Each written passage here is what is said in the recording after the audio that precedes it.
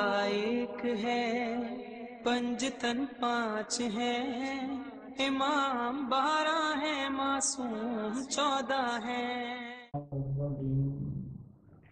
بسم اللہ الرحمن الرحیم الحمد للہ رب العالمین والصلاة والسلام على سيدنا محمد وآله الطاهرين رب اشرح لي صدري ويسر لي أمري واحلل عقدة من لساني يفقهوا قولي أما بعد فقال الله سبحانه وتعالى في كتابه الكريم ونفس وما سواها فألهمها فجورها وتقواها قد أفلح من زكاها وقد خاب من دساها اللهم صل على محمد وآل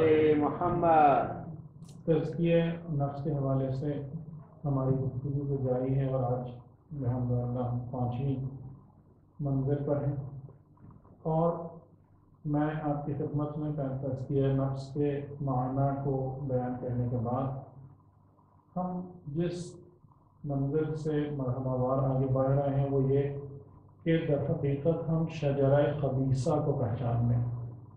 آپ نے شاید اس چیز پر غور کیا ہوگا کہ جب ہم نے ریاکاری کے بارے میں بات کی، جب ہم نے عجب اور خود پسندی کے حوالے سے گفتگو کی، تو در حقیقت ہم کس چیز کی طرف متوجہ ہونا چاہ رہے ہیں کہ ہم اگر اپنے نفس سے ناپاک اثرات کو، شجرہ خبیثہ کو نکال کے پھینک دیں تو شجرہ طیبہ کے اثرات کو بہت پیدا ہو جائیں گے۔ جیسے میں نے آپ سے عرض کیا تھا کہ روحانیت میں اور نفس کے امور میں یہ بڑی خاص بات ہے کہ اگر برائی نکل جائے تو اچھائی خود بخود آ جائے گی، اور اگر اچھائی رخصت ہو جائے تو برائی خود بخود آ جائے گی، یعنی اس میں لانے کے لیے کوئی محنت نہیں کرنا پڑے گی۔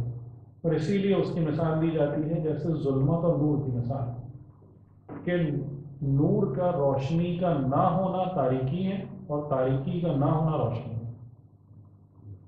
تو اگر ہم شجرہ خبیثہ کو پہچان لیں اور اس کے تمام اثرات کو اپنے قلب سے نکال دیں تو ہمارا قلب یا ہمارے دل کی زمین خود بخود شجرہ طیبہ کی آبیاری اور پرورش کے لیے آمادہ تیار ہو جائے گی۔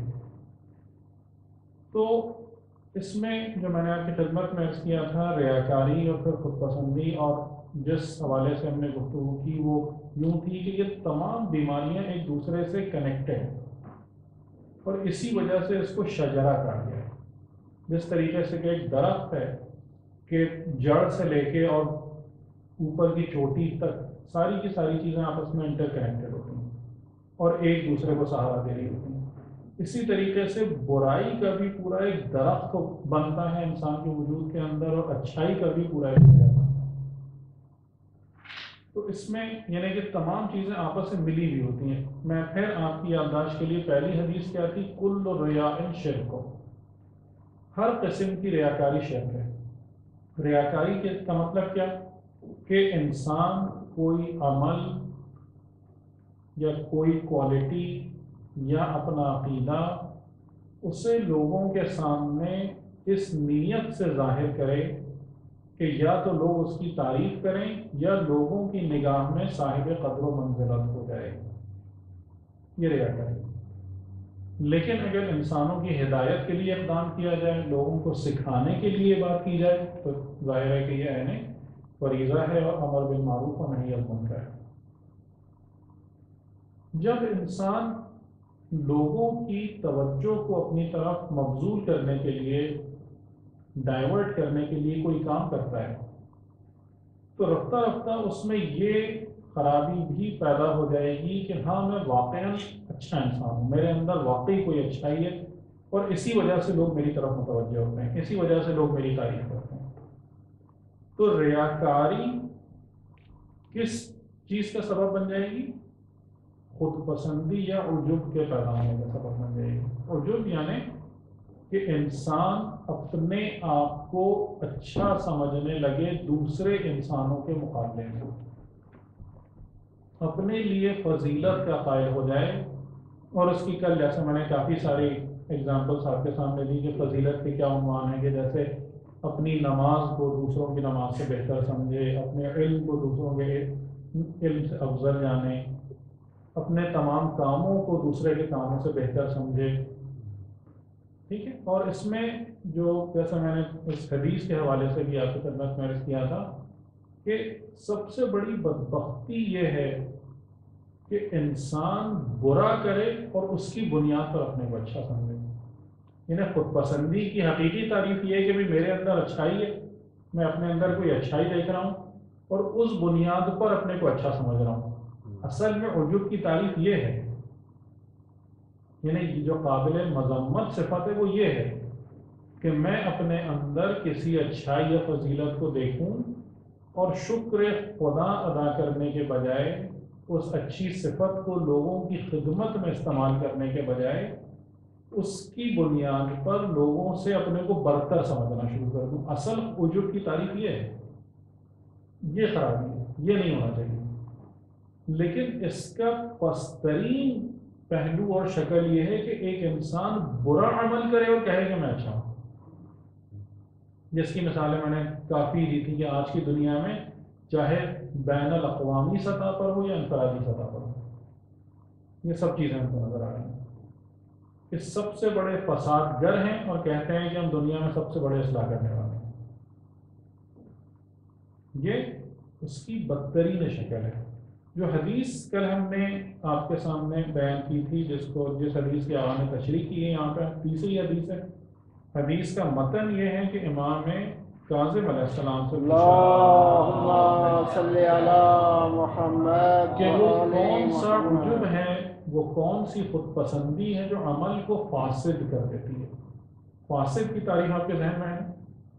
یعنی فاسد کا مطلب یہ کہ ایک چیز ہو اور اس طریقے سے خراب ہو جائے کہ قابل استعمال نہ رہے، اس کا کوئی فائدہ نہ بچے. یعنی عمل موجود ہے، فاسد عمل کا مطلب ہے کہ ایسا نہیں کہ عمل نہیں ہے، عمل موجود ہے لیکن اب اس کا فائدہ کچھ نہیں ہے. یہ مطلب ہے عمل کے فاسد ہونے کا. تو وہ کون سی خود پسندی ہے جو عمل کو فاسد کر دیتی ہے؟ نمازیں پڑھی لیکن اب کسی کام کی نہیں رہی، روزے رکھے لیکن ضائع برباد ہو. تو پھر امام علیہ السلام نے فرمایا کہ عجب کے درجات ہیں، ان میں سے یہ کہ ایک بندہ اپنے برے عمل کو یہ سمجھے کہ میں اچھا کام کر رہا ہوں. یعنی عمل برا ہو، عمل سو ہو، بیڈ ڈیڈ ہو، خراب کام ہو، اور فرعا ہو، حسنہ، اس کو نیکی کے طور پہ دیکھتا ہو. اور دوسری بات یہ کہ وہ منہا ان یؤمن العبد بربہ، اور دوسری تباکن پہلو خود پسندی کا کہ ایک بندہ اپنے رب پر ایمان لائے اور اپنے ایمان کے ذریعے سے یہ سمجھے کہ میں نے گویا خدا پر احسان کیا. قرآن کریم میں ہے آپ کے ذہن میں یہ مثال، قرآن کریم میں باقاعدہ یہ واقعہ ہے، کس سورہ میں؟ سورہ حجرات میں یہ بیان کیا گیا کہ پیغمبر اکرم کے زمانے میں خاص طور سے جو کچھ وہاں کے پیسے والے لوگ تھے وہ آ کے حضور سے اس طریقے سے ملاقات کرتے تھے، ایسے بات کرتے تھے کہ جیسے گویا ہم نے آپ پر ایمان لا کے آپ پر احسان کیا ہے. یعنی ابھی اسلام غریب ہے، ابھی اسلام میں زیادہ تر غربا اور فقراء شامل ہیں، تو ہم نے اگر ایمان لے آئے اور ہم نے تھوڑا شاید مالی امداد کر دیا، کچھ کر دیا، تو ہماری وجہ سے آپ کا دین، اس کی قدر و قیمت بڑھ رہی ہے ہماری شمولیت کی وجہ سے. یہ ذہنیت ختم نہیں ہوئی ہے، آج بھی باقی ہے کہ اگر کوئی صاحب حیثیت دنیا میں، صاحب اقتدار اگر دین کی طرف آ جائے تو وہ اسی اکڑ کے ساتھ آتا ہے کہ میرا دین کو قبول کرنا دین پر احسان ہے، میری وجہ سے دین کی عزت بڑھ رہی ہے. سورہ حجرات میں باقاعدہ یہ موجود ہے. اور وہاں پر پھر یہ آیت ہے کہ یہ خدا کا تم پر احسان ہے کہ تم کو دین کی اور حق کی ہدایت عطا کی، نہ کہ تمہارا احسان ہے کہ تم نے اسلام کو قبول کیا. تو یہ تیسری حدیث تھی. اور اب یعنی کہ اب دیکھیں ایک لاجیکل پوری ایک چین بن رہی ہے. شجرہ خبیثہ किस तरीके से परवान चढ़ रहा है कि जब इंसान खुद पसंदी का शिकार हो जाएगा तो रफ्ता रफ्ता क्या चीज़ उसके अंदर पैदा हो जाएगी। मैं अंग्रेजी के 2 लफ्ज़ इस्तेमाल करता हूँ, तो तर्जुमा उसका देख लेंगे कि सेल्फ इंडल्जेंस और सेल्फ लव। ऐसा होगा या नहीं होगा? अगर कोई शख्स हमेशा अपनी ही तरफ निगाह करता है, मैं अच्छा हूँ, मैं अच्छा हूँ, मेरी फलां चीज़ बेहतर, मेरी फलां चीज़ बेहतर, तो रफ्ता रफ्ता उसके अंदर क्या चीज़ पैदा हो जाएगी, कौन सी सिफत पैदा हो जाएगी कि वो अपने अलावा किसी और को देखता ही नहीं होगा जिंदगी। यानी जो कुछ भी जिस नज़र से देखेगा वही कि मैं अच्छा हूँ, मेरी ये चीज़ अच्छी, मेरे अंदर ये खूबी, मेरे अंदर ये भलाई। अब मैं नौजुबिल्लाह आपको देखूंगा ही नहीं कि आप में क्या खूबी है, आप में क्या अच्छाई है, आपके अंदर क्या पाकीज़गी पाई जाती, नहीं, जो कुछ है मेरे अंदर है। यानी रफ्ता रफ्ता रफ्ता करके अगर खुद पसंदी की बीमारी का इलाज ना किया गया तो इंसान सिर्फ सेल्फ प्रेज और सेल्फ एक्लेम तक नहीं रहता, बल्कि ये चीज़ किस हालत में ढल जाती है, सेल्फ प्रेज और सेल्फ लव और सेल्फ इंटेलिजेंस में। यानी इंसान फिर खुद अपनी ही ज़ात में मजबूत हो जाता है, फिर उसे और कोई नहीं नज़र आ रहा होता, हत्ता कि खुदा भी नहीं नज़र आ रहा होता। अगरचे कि वो ज़बान से खुदा का नाम ले, पैगम्बर का नाम ले, लेकिन दर हकीकत जहन की मशगूलियत फ़कत और फ़कत अपनी ज़ात में। जितनी खूबी और जितनी अच्छाई है वो सब अपने अंदर नज़र आ रही है। और उस वक्त जब इंसान इस हालत को पहुंचता है तो उसके अंदर ये कैफियत पैदा हो जाती है कि अब मैं अच्छा नहीं हूँ, बल्कि अब मैं इतना अच्छा हूँ कि बाकी हर एक मुझसे कमतर है। ठीक है, एक चीज़ है कि मैं अच्छा हूँ, मैं बेहतर हूँ, लेकिन जब ये चीज़ बढ़ते बढ़ते कि सिर्फ और सिर्फ जिसे कहेंगे जिधर नज़र उठाए खाली अपनी ही ज़ात नज़र आ रही है, अपनी ही तारीफ नज़र आ रही है, तो फिर क्या कैफियत होगी कि मैं इतना बेहतर हूँ, मैं इतना उम्दा इंसान हूँ, मैं इतना अच्छा हूँ कि अब बाकी सब मुझसे कमतर हैं और उन्हें लाज़िमन चाहिए कि मेरे आगे झुकें, मेरी बरतरी को तस्लीम करें। इस रवैये का, इस फिक्र का क्या नाम है? किब्र।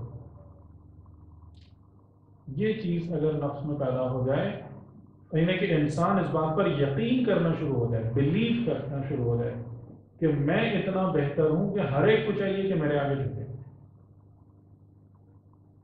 इस सिफत का नाम है किब्र। जब नफ्स में पाई जाए और जब ये सिफत अमल से जाहिर हो तो इसका नाम है तकब्बुर। तो आप देख रहे हैं कि ये शजरा खबीसा किस तरीके से ग्रो कर रहा है। बात शुरू कहाँ से हुई थी? बात शुरू यहाँ से हुई थी कि इंसान अपने अमल को इस नीयत से ना अंजाम दे कि खुदा मुझसे राजी हो जाए, बल्कि इस नीयत से काम करें कि लोग देखें और मेरी तारीफ करें। बात यहाँ से शुरू हुई थी। वो चीज़ बढ़ के कहाँ तक पहुँची? खुद पसंदी तक पहुँची, सेल्फ प्रेज और सेल्फ एक्लेम तक इंसान आ गया कि मैं अच्छा हूँ, मेरा काम अच्छा है, मेरी चीज़ें बेहतर हैं। और ये बीमारी मज़ीद कंपाउंड होकर, मज़ीद पेचीदा होकर इसके जब जाल फैला इंसान के नफ्स के अंदर, तो अब क्या हुआ कि बस जो कुछ भी हूँ वो मैं ही हूँ, और बाकी सबको चाहिए कि मेरे सामने झुकें, मेरी अजमत के गुण गाएं, मेरी बरतरी को तस्लीम करें। किसी को हक नहीं है कि मेरे सामने बोले। इस किस्म के रवैये और इस किस्म के एटीट्यूड्स डेवलप होना शुरू हो जाते हैं। इसका नाम है तकब्बुर। अब मैं हदीस पढ़ता हूँ जो आगा ने बयान की, और ये चौथी हदीस है, और इसमें आप देखें कि ज़ाहिर है उलमा ने ही हमें ये सारी चीज़ें सिखाई कि कितनी खूबसूरती से उन्होंने तरतीब दिया है इस सब चीज़ों कि in the manner of gradation, कि ये जो शजरा खबीसा है एक एक दर्जा करके किस तरीके से बढ़ता होता है। और इंशाअल्लाह कल जब हम अपनी बात मुकम्मल करेंगे तो आपको मजमून के लिहाज से बहुत लुत्फ आएगा इंशाअल्लाह। अगरचे कि ये पुरलुत्फ बात नहीं है अमली एतबार से, लेकिन समझने के लिहाज से एक बहुत अच्छी चीज़ इंशाअल्लाह समझ में आएगी। नकल करते हैं कि छठे इमाम से पूछा गया कि अन अदनल इल्हाद। अच्छा, अदना का जो मतलब है वो بعض دو جگہوں پہ دو طریقوں سے اس کا معنی کیا جاتا ہے، جیسے دنا، دال نون، اور یہ دنا کے معنی قریب کے بھی ہوتے ہیں اور دنا کے معنی پست کے بھی ہوتے ہیں۔ ادنا اس کا صیغہ مبالغہ ہے، یعنی بہت زیادہ پست، سب سے زیادہ پست۔ تو جیسے اسی دنا سے دنیا بھی نکلا ہے، تو دنیا کو بھی آپ دو معنی میں سمجھ سکتے ہیں کہ دنیا وہ چیز جو آپ سے قریب ہو، یا دنیا وہ چیز جو عالم وجود میں پست ہو، دونوں معنی کیے جاتے ہیں۔ تو یہاں بھی دونوں چیزیں سمجھی جا سکتی ہیں کہ ان ادنا الالحاد، الحاد کی پست ترین شکل کیا ہے، یا الحاد کی قریب ترین شکل ہے صورت میں۔ اب بات کہاں تک پہنچی؟ شرک، فساد عمل، الحاد۔ الحاد کا مطلب کیا ہوتا ہے؟ انکار، خدا کا انکار، یعنی خدا وغیرہ کچھ نہیں۔ الحاد یعنی کفر، انکار کرتے ہیں۔ تو جو متکبر ہے، جیسا میں نے آپ کی خدمت میں عرض کیا کہ متکبر وہ ہیں جو صرف اپنی ذات میں مشہور ہے، اب وہ زبان سے کسی کا بھی نام لے لیکن وہ در حقیقت سوائے اپنے اور کسی کو نہیں پوچھ رہا ہے، کسی کی بندگی نہیں کر رہا۔ تو پوچھا گیا امام سے ان ادنا الحاد، الحاد کی، کفر کی، انکار کی پسترین شکل کون سی ہے؟ آپ نے فرمایا ان الکبر ادنا، ان میں سے پسترین شکل جو ہے وہ کبر، تکبر۔ تو یعنی یہ اس میں جو ان چیزوں کے معنی ہمیں پتہ ہے، لیکن اب اس انداز سے بیان کرنے میں سب سے زیادہ خوبصورتی کیا ہے کہ ہمیں اس کے پورے لنک سمجھ میں آ رہے ہیں، درجات سمجھ میں آ رہے ہیں، شدت کا پتہ چل رہا ہے۔ یعنی شاید اگر اس طریقے سے یہ چیز ہمارے سامنے نہ بیان کی جاتی تو ہم ریاکاری، خود پسندی، تکبر سب کو ایک ہی جیسی چیز سمجھ رہے ہوتے، ایک ان پیرلل سمجھ رہے ہوتے۔ لیکن اس انداز سے بیان کرنے سے یہ بات سمجھ میں آئی کہ یہ ان پیرلل نہیں ہے، ان سیریز ہے۔ یعنی ایک چیز آتی ہے، پھر ایک بیماری دوسری بیماری کو پیدا کرتی ہے، پھر دوسری سے تیسری، اور پھر اس کے بعد چوتھی۔ اس کا ذکر انشاءاللہ ہم کل کریں گے، جو شیطنت کی اصلی اور حقیقی شکل ہے۔ تو انسان متکبر در حقیقت ملحد ہے، انسان خود پسند، اس کے کسی عمل کا کوئی فائدہ نہیں، انسان ریاکار، شرک، اگر شرک جلی نہیں تو شرک خفی میں مبتلا۔ اس طریقے سے اب یہ شجر خبیثہ اپنے ٹینٹیکلز، اپنے جڑیں، اپنی شاخیں انسان کے وجود میں پھیلاتا چلا جاتا۔ اب بات تکبر تک آ گئی۔ اچھا، اب میں کچھ چیزیں، ظاہر ہے کہ وقت ہمارے پاس اتنا نہیں ہے کہ ہم پوری حدیث آپ کو پڑھ کے سنا سکیں، لیکن اب انگریزی میں بھی ہے، یہ آپ لوگ ضرور دیکھیں۔ میرا خیال ہے کہ یہ ہماری ہدایت کے لیے ایک بہترین خزانہ ہے۔ اگر یہ میں نے کی 40 حدیثیں پڑھ لی، اس کی تفسیر و تشریح انسان کی ہدایت کے لیے بہترین نمونہ اور اسوہ و خزانہ ہے۔ الاسلام.org پہ آپ جائیں اور اس میں 40 حدیث امام میں پوری 40 کی 40 حدیثیں موجود ہیں انگریزی میں۔ یہاں پہ بھی اردو میں بھی آتی ہے جی، تو اگر عربی یعنی فارسی نہیں پڑھ سکتے تو انگریزی موجود ہے، اردو ترجمہ مجھے نہیں پتہ، آپ کہہ رہے ہیں یہاں ہے۔ جی، اب یہ فرماتے ہیں کہ جیسے کل میں آپ کی خدمت میں عرض کر رہا تھا کہ جتنے لوگ حقیقتاً بڑھیں، واقعاً بڑھیں، ان کی عاجزی، ان کا ڈاؤن ٹو ارتھ ہونا اپنی مثال آپ، یعنی جیسے پیغمبر اکرم کی سیرت کیا ہے کہ آپ جب اپنے اصحاب کے ساتھ بیٹھتے تھے تو کبھی بلند جگہ پہ نہیں بیٹھے، یعنی سوائے اس کے کہ جب مجمع بہت بڑا زیادہ مجمع ہو تو بلند ہونے کی ضرورت پیش آتی ہے ممبر پہ، ورنہ اگر اپنے اصحاب کے درمیان موجود ہیں ہمیشہ دائرہ بنا کے بیٹھتے تھے، اس طریقے سے کہ اگر باہر سے کوئی اجنبی آ جائے تو اس سے پتہ نہ چلے کہ ان میں کوئی لیڈر ہے یا کوئی فالوور ہے۔ ہمیشہ لوگوں کے ساتھ، یعنی یہ آپ کی سنت کا ایک حصہ ہے کہ رستے میں، اور یہ معصومین علیہ السلام کی سیرت کا بھی حصہ ہے، میں تحریم، کہ اگر رستے میں کوئی مسکین غریب مل جائے اس کے ساتھ بیٹھ کے کہ اگر وہ کھانا کھا رہا ہے، بھائی آؤ میں بھی تمہارے ساتھ کھانا کھاؤں، مجھے بھی اپنے کھانے میں شریک کرو۔ یہ سنت معصوم کہ یعنی جو حدیث پیغمبر ہے کہ میں اولاد آدم کا سردار ہوں لیکن مجھے اس پر کوئی فخر نہیں ہے. جیسے ہم بات کر رہے تھے با فضیلت ہونا بری بات نہیں ہے کہ ہم یہ سوچنا شروع کر دیں کہ ہم فضیلت نہ حاصل کریں, کمال کی منزل پر نہ جائیں. آپ ضرور جائیے, فضیلت و کمال کو حاصل کیجیے, لیکن فضیلت و کمال کو حاصل کرنے کے بعد آپ کی ذمہ داریاں دو ہو جاتی ہیں. جو نعمت ملی ہے اس پہ شکر خدا کو نہ بھولیے, اور جو نعمت آپ کی دسترس میں ہے اس میں اللہ کے بندوں کو شریک کرنا نہ بھولیے. یعنی باکمال اور بافضیلت ہونے کے بعد یہ کام کرنے ہیں, نہ کہ دوسروں پر اپنی بڑائی جتانا ہے جمانا. قرآن کریم میں ایک ہستی کا, قرآن کریم کے اندر جہاں تقریباً 24 انبیاء کے ناموں کا ذکر ہے, وہاں کچھ افراد ایسے ہیں کہ جو غیر معصوم ہیں, بظاہر نبی نہیں ہیں, رسول نہیں ہیں, لیکن قرآن کی آیتوں میں ان کا نام بہت عظمت کے ساتھ لیا گیا. جیسے جناب مریم سلام اللہ علیہ, جیسے حضرت موسیٰ علیہ السلام کی والدہ گرامی کہ وَأَوْحَيْنَا إِلَىٰ أُمِّ مُوسَىٰ, کہ ہم نے وحی کی مادر موسیٰ کی طرح. یا وہ انسان کے جو وسیع پیغمبر سلیمان علیہ السلام ہے جن کا نام نہیں لیا گیا, روایتوں میں نام ہے آصف بن بختیہ. تو یعنی کچھ افراد ایسے ہیں کہ جو بظاہر معصوم نہیں ہیں, پیغمبر نہیں ہیں, لیکن ان کا ذکر عظمت کے ساتھ ہے قرآن کریم میں. ان میں سے ایک ہستی ہیں جناب لقمان. اور قرآن کریم میں کہہ رہا ہے کہ وَلَقَدْ آتَيْنَا لُقْمَانَ الْحِكْمَةَ, کہ بے شک ہم نے لقمان کو حکمت عطا کی. یہ معمولی جملہ نہیں ہے, یہ معمولی جملہ نہیں ہے, اس کی دلیل بھی خود قرآن میں موجود ہے. وَمَن يُؤْتِ الْحِكْمَةَ فَقَدْ أُوتِيَ خَيْرًا كَثِيرًا, جس کو حکمت دے دی گئی اسے خیر کثیر عطا ہو گیا. یہ خیر کثیر کون کہہ رہا ہے؟ خدا. وہ خدا جو اس پوری دنیا کی دولت کو کہتا ہے متاع قلیل. جتنا اس دنیا کے اندر ہے سارا سرمایہ اسے کہتا ہے متاع قلیل ہے.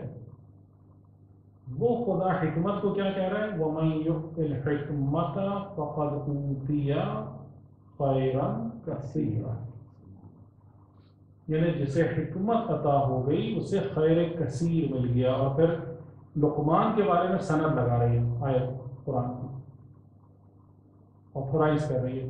وَلَقَدْ آتَيْنَا لُقْمَانَ الْحِكْمَةَ, اور یہ سورہ لقمان, اس کا قرآن کریم میں نمبر کیا ہے؟ 31, 31واں سورہ ہے سورہ لقمان.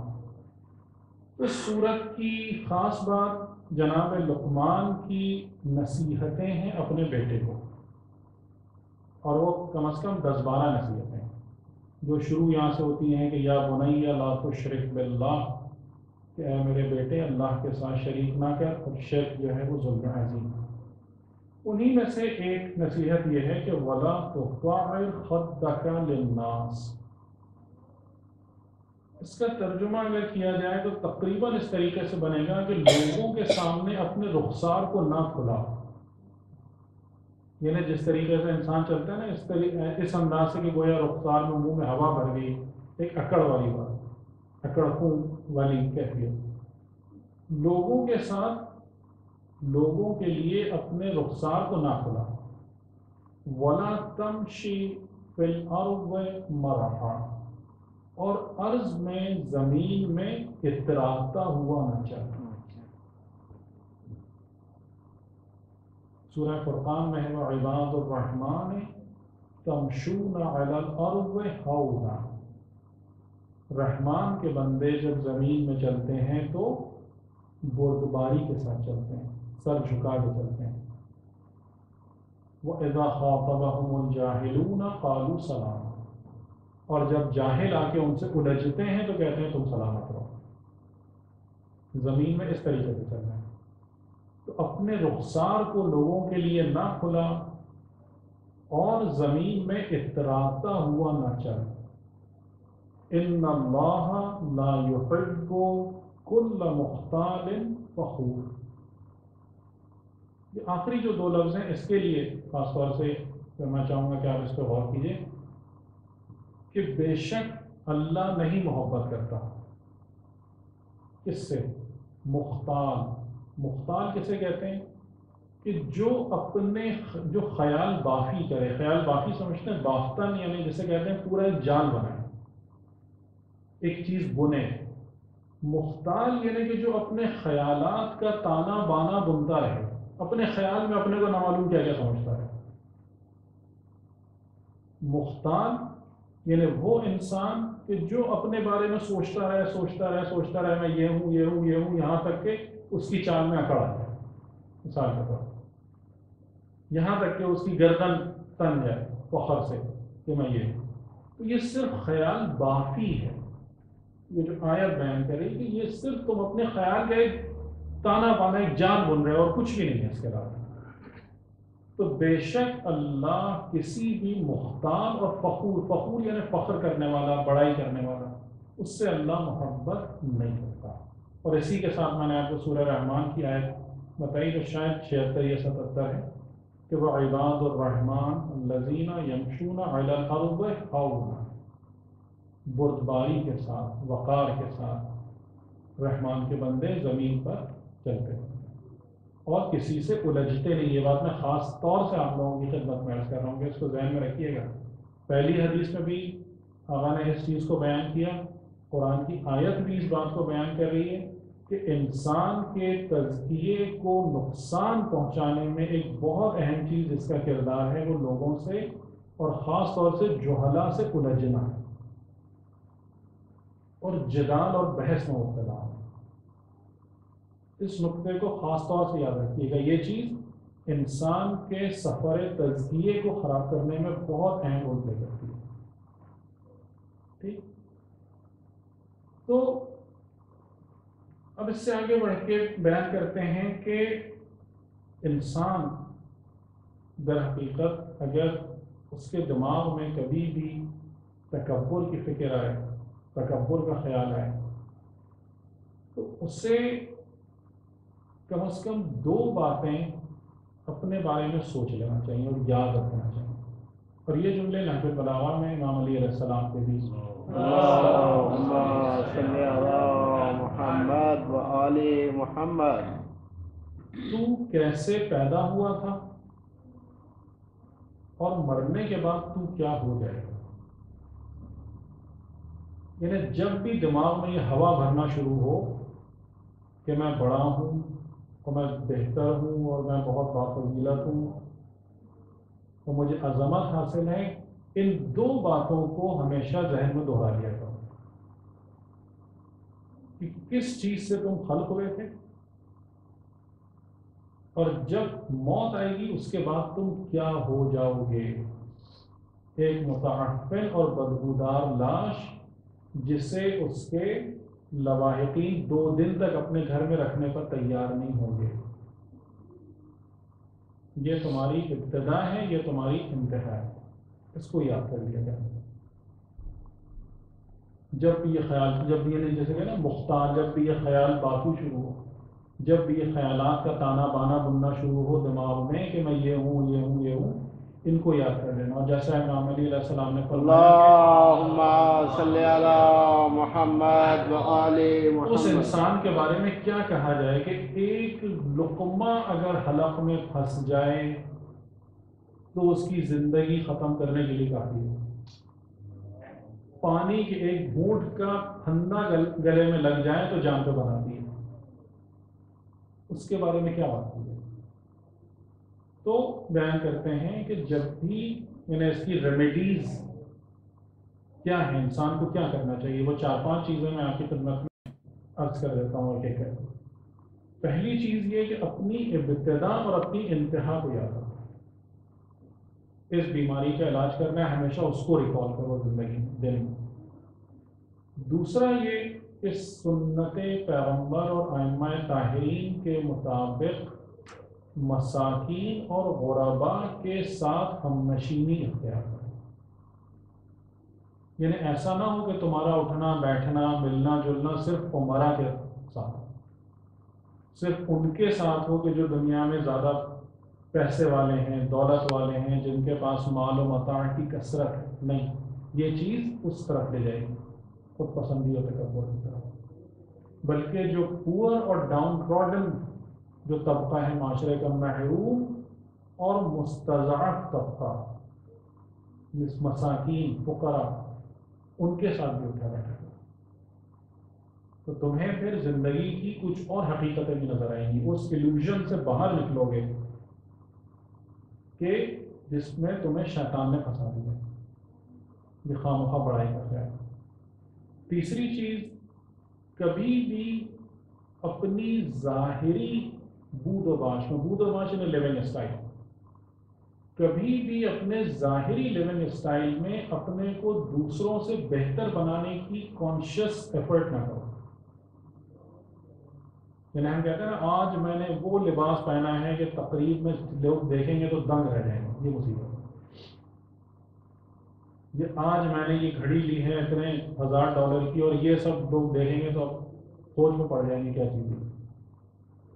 نہیں، کبھی بھی اپنے لباس میں، اپنی وضع میں، اپنے آؤٹ لک میں اس چیز کی کوشش نہ کرو کہ لوگوں سے الگ اور ممتاز نہ ہو۔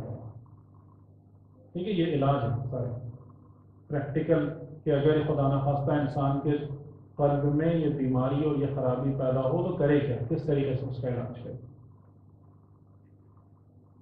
چوتھی چیز جسے معصومین علیہ السلام نے بے انتہا تاکید کی ہے، اور اسی حساب سے ہم نے اس کو فراموش کیا ہے، جتنی تاکید ہے اتنی ہی فراموشی ہے، وہ کیا؟ قبر اور آخرت کو ہمیشہ یاد رکھو۔ قبر اور آخرت کو ہمیشہ یاد رکھو، کبھی نہ بھلاؤ۔ اور یہاں یہ ایک جملہ جناب امیر علیہ السلام کا نقل کرتے ہیں کہ آپ مسجد کوفہ میں تشریف لے جاتے تھے اور اتنی بلند آواز سے یہ صدا دیتے تھے کہ جسے ہم کہنا ہے مسجد کی دیواریں جھنجھنا اٹھتی تھیں اور پڑوس کے گھروں تک آواز آتی تھی۔ لاؤڈ اسپیکر نہیں تھے اس زمانے میں۔ کیا صدا تھی آپ کی؟ تجہزو، سامان فراہم کر لو، جیسے ہم کہتے ہیں نا پریپیئر یور لگیج، تجہزو، اپنا لگیج تیار کر لو، اپنا سامان سفر تیار کر لو۔ رحمکم اللہ، اللہ تم پر رحم کرے۔ فقد نودی فیکم بالرحیل، کہ بے شک تم کو کوچ کرنے کی صدا سنائی جا چکی ہے۔ یعنی اس کو اگر ہم آج کی زبان میں بات کریں تو یعنی کہ you are seating in the departure lounge, prepare your luggage, announcement is made, board the plane. تجہزو، اپنا سامان سفر اکٹھا کر لو، جمع کر لو۔ رحمکم اللہ، اے اللہ کے بندو، اللہ تم پر رحم کرے۔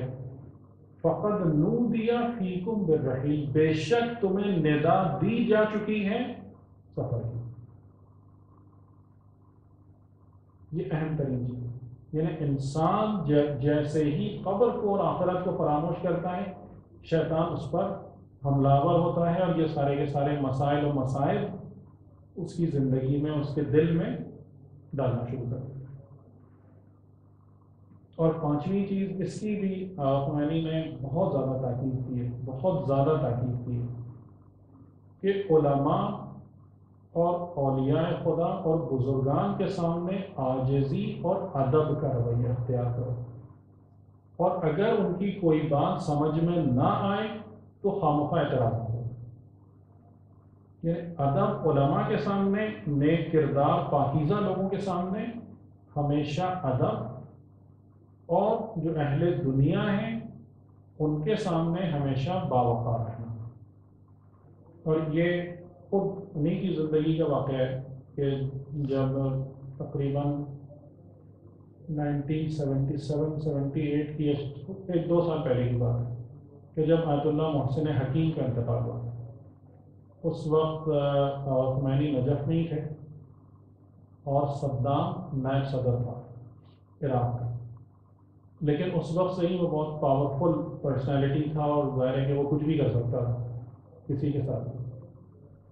تو آوائے حکیم کی مجلس ترحیم منعقد ہو رہی تھی، تمام علماء موجود تھے وہاں پہ، بزرگ علماء بھی تھے، صدام بھی ایک آفیشیل پروٹوکول کے تحت، کیونکہ ظاہر ہے کہ ایران اور عراق میں جو آیت اللہ العظمیٰ ہے، جو بھی شخصیت ہے اس کی سرکاری سطح پر بھی ایک اہمیت اور حیثیت ہوتی ہے، تو وہ بھی تعزیت کے لیے آیا۔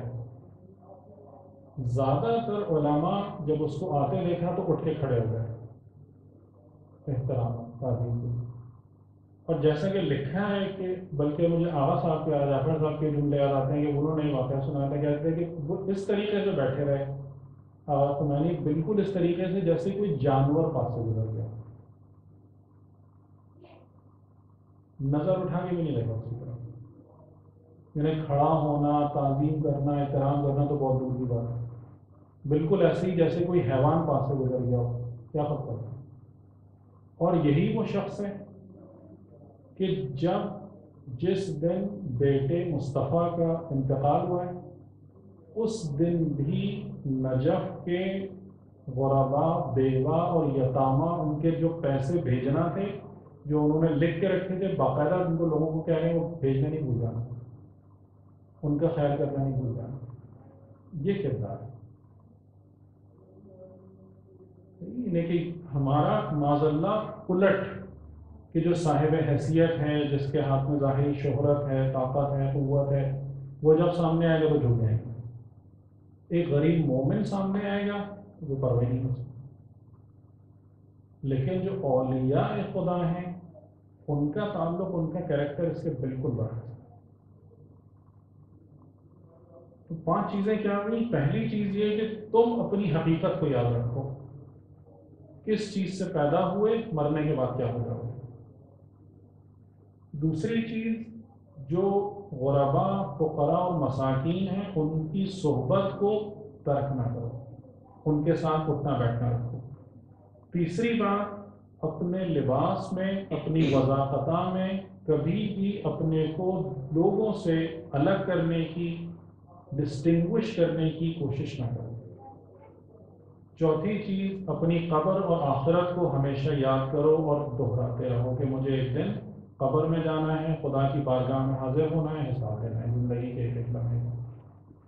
پانچویں چیز کہ علماء کی نیک کردار انسانوں کی عزت اور ان کے آگے جھکنا، اور جو دنیا دار ہیں اور دنیا کی وجہ سے اپنی حیثیت منوانے پر آمادہ ہیں، تلے ہوئے ہیں، ان کی طرف سے بے پرواہ ہوں۔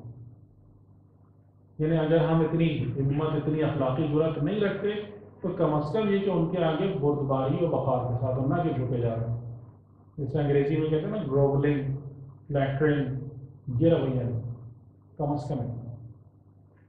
اور چھٹی بات اور سب سے اہم، نماز سے استفادہ۔ انسان کی نماز اس کو ان تمام برائیوں سے جن میں شیطان اس کو مبتلا کرتا ہے بچانے والی، اور تمام خوبیاں جن کی طرف دین اس کو دعوت دیتا ہے اس کا راستہ دکھانے والی چیز۔ اسی لیے خود امام خمینی کا ایک جملہ ہے اسرار الصلاۃ میں کہ صلاۃ معجون تام ہے، تام یعنی کمپلیٹ پرسکرپشن، یہ ایک ایسی دوا ہے کہ جس میں ہر بیماری کا علاج ہوتا ہے اگر انسان معرفت کے ساتھ صلاۃ کو ادا کرے، اگر معرفت کے ساتھ نماز کو ادا کرے۔ میں صرف 2-3 باتیں آپ کی خدمت میں عرض کروں۔ نماز کا مقدمہ کیا ہے؟ وضو ہے۔ نماز کا مقدمہ کیا ہے؟ لباس کا پاک ہونا ہے، طیب و طاہر ہونا ہے، یہ سب چیزیں۔ وضو کے اندر آپ اس بات پہ غور کیجئے کہ وضو کے لیے جس پانی کو آپ منتخب کریں گے وہ پانی آلودہ نہ ہو اور ناپاک نہ ہو۔ یہ شرط ہے یا نہیں؟ آپ آب خالص ہو، آب مطلق ہو، یعنی اگر وہ آلودہ ہو گیا، مثال کے طور پر مذاق ہو گیا، تو اس پانی سے آپ وضو نہیں کر سکتے۔ اگر اس میں کوئی بھی قطرہ نجاست کا جا پڑا، اگرچہ کہ اگر وہ کر سے کم ہو، تو اس پانی سے آپ وضو نہیں کر سکتے۔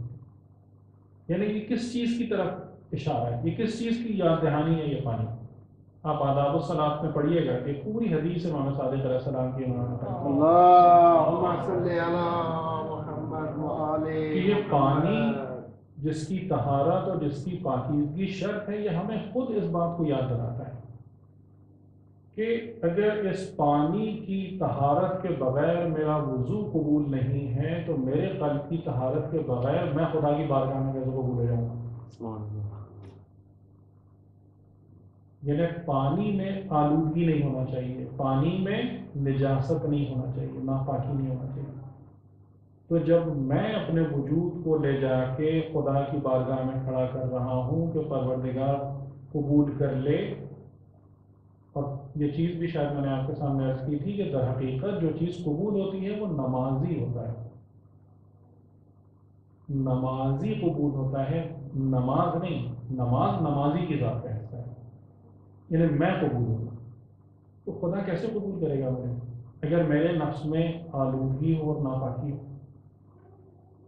اسی طریقے سے جب ہم نماز کے عالم میں سجدہ کرتے ہیں، سجدے سے زیادہ عاجزی سکھانے والے کوئی عمل ہو سکتا ہے؟ کہ انسان جس سر کو ہمیشہ اٹھا کے چلنا پسند کرتا ہے، اپنے رب کی بندگی میں اسی سر کو مٹی پر رکھ دیتا ہے۔ سبحان ربی الاعلی وبحمدہ، اگر یہ سجدہ کچھ بھی معرفت کے ساتھ ادا ہو جائے تو ممکن نہیں ہے کہ پھر اس سر میں ہوائے تکبر و خود پسندی بھرے۔ اگر ہم اس سجدے پر ہی غور کر لیں کہ یہ سجدہ ہمیں عاجزی، فروتنی، بندگی کی تعلیم دیتا ہے، یعنی میں عبد ہوں، میں بندہ ہوں، اور بندے کا کام کبھی بھی تکبر اور غرور اور خود پسندی اور ریاکاری نہیں ہوتا۔ بندہ وہی ہے کہ جو اپنے رب سے مخلص ہو، جو اپنے رب سے سنسیئر ہو۔ تو اگر ہمیں یہ لیسن بار بار دہرانے میں دقت ہے تو نماز میں دہرائیے اس لیسن میں، یعنی کہ جیسے پانی کو دیکھیں تو پانی کے پاک ہونے کو دیکھ کر اس چیز کو یاد کریں کہ یہ طہارت و پاکیزگی وضو کے لیے شرط ہے، تو میرے قلب کی طہارت و پاکیزگی میری خدا کی بارگاہ میں قبولیت کے لیے شرط ہے۔ میں اگر اس نماز کی حالت میں قبلہ رو ہو کے کھڑا ہوں، قبلہ کیا؟ جو مرکز توحید ہے۔ قبلہ وہ مقام ہے، کعبہ اس جگہ کو کہا جاتا ہے کہ جو جناب ابراہیم اور جناب اسماعیل علیہ السلام نے جسے مرکز توحید کے طور پر اس زمین پر جس جگہ کو، جس مقام کو کرا، تو میرا رخ مرکز توحید کی طرف ہے، مرکز اخلاص کی طرف، میں سوائے اس کے کسی کی بندگی نہیں کرتا، اور میں اپنے سر پرغرور کو اس کی بندگی میں خاک پر رکھتا ہوں، اپنی ناک اس کے سامنے مٹی میں رگڑتا ہوں۔ اس عمل کے بعد میرے لیے کیا گنجائش رہ جاتی ہے کہ میں تکبر کروں یا اپنے آپ کو بڑا سمجھوں؟ یہ باعظمت قرار ہے۔ اور بس آخری جملہ کہ جب بندہ اس رویے کا مظاہرہ کرتا ہے تو پھر خدا اسے بڑا بناتا ہے، اور حقیقی بڑائی وہی ہے۔ انبیاء علیہ السلام نے اپنی بندگی کے کمال کو حاصل کیا، عبد بنے، خدا نے انہیں انسانوں کو سردار بنا دیا اور تمام انسانوں کو حکم دیا کہ ان کی پیروی کرو، ان کی اطاعت کرو، اور ان کی اطاعت میری اطاعت ہے، ان کا کہنا میرا کہنا ہے۔ تو اصل بڑائی بندگی سے حاصل ہوتی ہے، اصل بڑائی خدا کی اطاعت سے حاصل ہوتی ہے۔ اس طریقے سے اپنے آپ کو جوہلا کے انداز میں دوسروں پر سپر امپوز کر کے کوئی بڑائی حاصل نہیں ہوتی۔ یعنی اسی چیز کو جیسے آپ دیکھیں کہ شاید آپ اس کو ویژولائز کر سکیں کہ جب فرعون کی حکومت ہوگی، کس قسم کی حکومت ہوگی کہ آج مثال کے طور پر شاید امریکہ کا اتنا تسلط نہ ہو جتنا کہ فرعون کا تسلط، کس طریقے سے وہ غرق ہوا۔ آج دنیا میں ایک شخص ایسا ہے کہ جو اس کے لیے دل میں محبت رکھتا ہو، اس کے لیے دل میں اچھے جذبات رکھتا ہو، اس کی طرف متوجہ ہوتا ہو، ایک شبد کہی۔ لیکن جناب موسیٰ ابن عمران علیہ السلام، جناب ہارون علیہ السلام کے جن کے بارے میں جب یہ پہلی دفعہ فرعون کے سامنے جا کے کھڑے تو اس نے مذاق اڑایا کہ یہ فقراء کے لباس میں اونی لباس پہن کے یہ فقیر کہاں سے میرے سامنے آ کے کھڑے ہو گئے اور مجھ سے اس لہجے میں باتیں کر رہے ہیں۔ لیکن ان ظاہری لباس فقر پہننے والوں کی عزت دیکھیے، کتنا عرصہ گزر گیا ہے، کم از کم 3000 سال، 2.5 سے 3000 سال گزر چکے ہیں حضرت موسیٰ علیہ السلام کی اس دنیا میں آمد کو اور رخصت۔ ان کی عزت کس طریقے سے خدا نے قائم رکھی ہے، اور آج اس کو پوچھنے والا کوئی نہیں ہے۔ اتنی بڑی سلطنت کا بلا شرکت غیر مالک تھا اور یہ کہتا تھا انا ربکم الاعلی، میں تمہارا رب ہوں۔ کہاں گیا وہ؟ تو اگر بڑائی چاہیے، اگر بزرگی چاہیے، امام حسن علیہ السلام کو جملہ اللہم صلی علی محمد و آل اراد العزت، کہ جو عزت کو چاہتا ہے بغیر ایک قبیلے کے، جو بڑائی و بزرگی چاہتا ہے بغیر اس کے کہ قوم ہو، قبیلہ ہو، ان چیزوں کے، تو اسے چاہیے کہ وہ اللہ کی معصیت سے نکل کر خدا کی اطاعت کے دائرے میں داخل ہو جائے۔ کسی قوم قبیلے کی ضرورت نہیں، کسی ظاہری مال و سرمایہ سامان کی ضرورت نہیں، بندگی میں عزت ہے، اس دنیا میں بھی عزت اور اس دنیا سے جانے کے بعد بھی آپ کا ذکر خیر لوگوں میں۔ تو بات ہماری آج یہاں تک پہنچی کہ جو شجرہ خبیثہ ہے، جو انسان کے قلب میں نفوذ کرتا ہے، رسوخ کرتا ہے، اپنی جڑوں کو پھیلاتا ہے یہاں تک کہ انسان کے پورے وجود کو اپنے قابو میں کر لے، اس کے بھی مختلف درجات اور اسٹیجز ہیں۔ ہم نے آپ کے سامنے اب تک 3 اسٹیجز اس کی بیان کی، کل انشاءاللہ چوتھی حالت، اور پھر وہاں پر پہنچ کر ایک بڑا اہم نتیجہ بھی انشاءاللہ ہمارے سامنے آئے گا۔ تو پھر اس کو یاد کر لیجئے، ریاکاری یعنی شو آف بڑھ کے سیلف پریز میں تبدیل ہو جاتا ہے، سیلف پریز ترقی کرتے کرتے سیلف انڈلجنس اور سیلف لو میں بدل جاتا ہے، اور اس وقت انسان کو باقی سب لوگ حقیر و ذلیل نظر آنا شروع ہو جاتے ہیں اپنے سامنے، اور وہ اسے اپنا جائز حق سمجھنا شروع کر دیتا ہے کہ باقی سب کو چاہیے کہ میرے آگے جھکیں، اور یہ میرا حق ہے کہ میں ان سب سے بہتر اور برتر ہوں اور مجھے یہ مقام ملے۔ کل انشاءاللہ پھر اس کا آخری پہلو۔ السلام علیکم ورحمۃ اللہ۔